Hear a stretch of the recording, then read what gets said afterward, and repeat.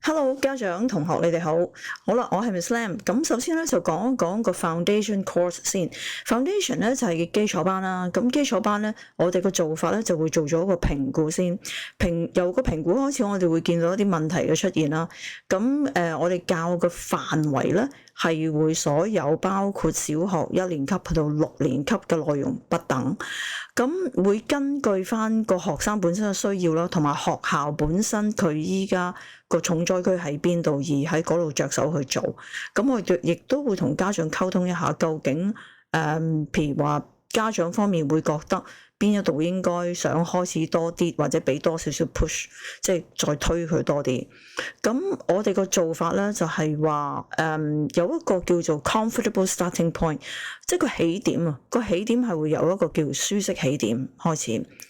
點為止舒適起點咧？就係個學生基本佢識得嘅範圍底下去開始。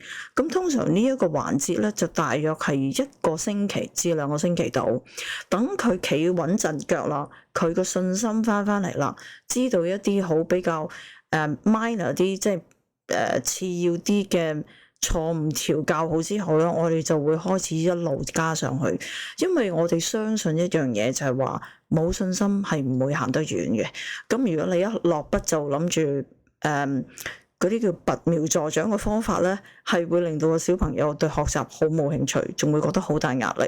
咁所以呢個就係我哋個計劃啦，同埋呢個係我哋做嘢按部就班嘅方法。要衝都要睇實力嘅，咁所以我哋就要幫佢 build up 啲 muscle， 即係 build up 啲肌肉先，咁佢先至可以衝得快啲。